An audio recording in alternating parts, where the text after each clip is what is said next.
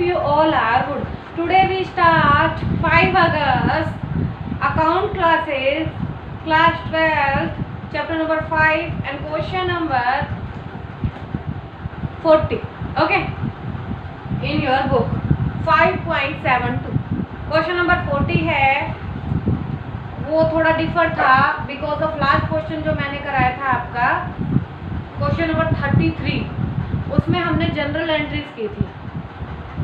Okay, and this question हमारे पास कुछ नहीं है, बस 2-3 स्टेटमेंट है, उसके थ्रू हमें इसका रियलाइजेशन अकाउंट बनाना है. Let's see. If total assets are 5 lakh rupee, total liability are 1 lakh, amount realized on cash, amount realized on sale of assets is rupees 4,20,000. The realization expenses are 5,000 rupees. What will be the profit of loss realization? क्या होगा profit and loss का realization? Question number 40, realization account.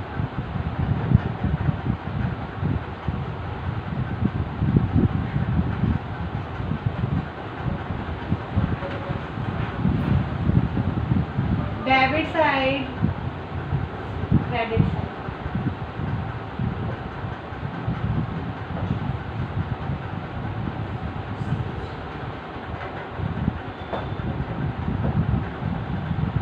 Particular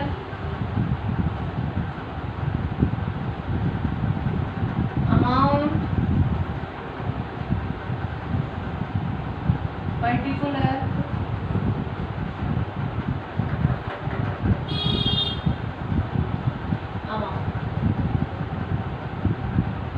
amount in rupee. Amount के में उसमें आप या तो रुपी या अमाउंट दोनों से साथ लिख सकते हैं या रुपी लिख सकते हैं. ठीक है, मीन्स आपको ये साइन लगाना नेसेसरी है. ओके, तो हमारा क्वेश्चन क्या कह रहा है? क्वेश्चन में दिया गया है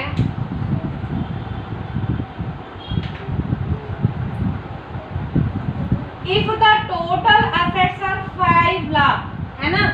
असेट्स किस साइड आती है? हमारे डेबिट साइड में. क्या? To assets. Realization account debit to assets account होता है, तो फिर क्या होता है? रियलाइजेशन में जब पोस्टिंग हो रही है तो हम रियलाइजेशन से तो नहीं कर सकते, हम किससे करेंगे? Assets account. 5. Clear it? Next one is total liability are 1 lakh. ठीक है, सो बाय लायबिलिटी कर देंगे. इसका क्या होता है? Means liability account debit to realization. Liabilities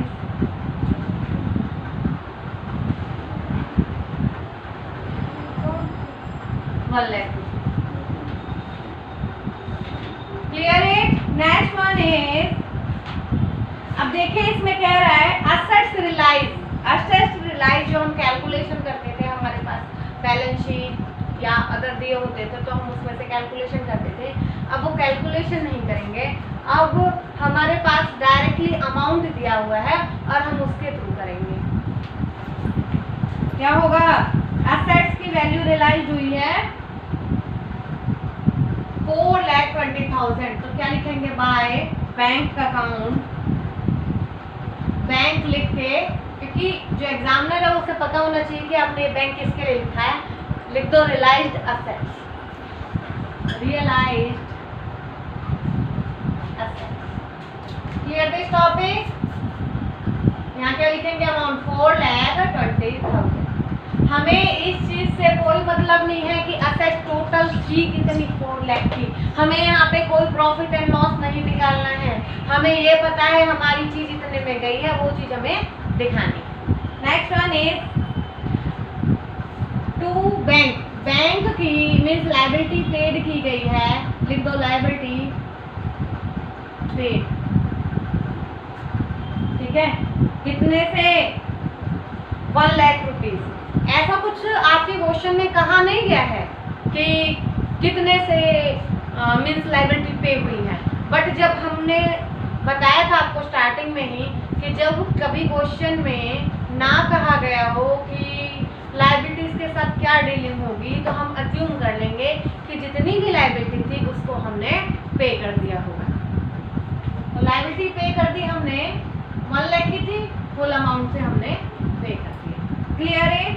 इसके बाद है क्वेश्चन में कह रहा है कुछ एक्सपेंसेस के बारे में मैंने आपको बता रखा है कि एक्सपेंसेस अगर कोई होते हैं तो वो हम दिखाते हैं। इसमें लिख रहा है realization expenses are 5000, what will be the profit और लॉस रियलाइजेशन, क्या होगा?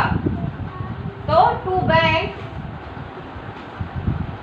रियलाइजेशन एक्सपेंसेस, बैंक लिखेंगे एंड ब्रैकेट में लिख दीजिए expenses realization of realization. Clear it? How much? 5000। Both side का टोटल कर लीजिए, 520 एंड 6,05,000। तो हमारा क्या आ रहा है? लॉस आ रहा है।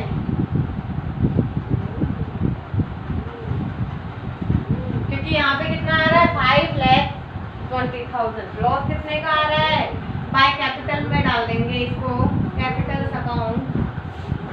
इस क्वेश्चन में कुछ भी नहीं कहा गया है कि ए बी सी 3 पार्टनर है या 2 पार्टनर है, उनका क्या रेशो, कुछ भी नहीं कहा गया है।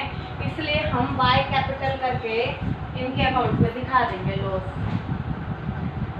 On realisation. ठीक है? कितने का? 85,000। Total will be 6,05,000। Clear this topic? Okay.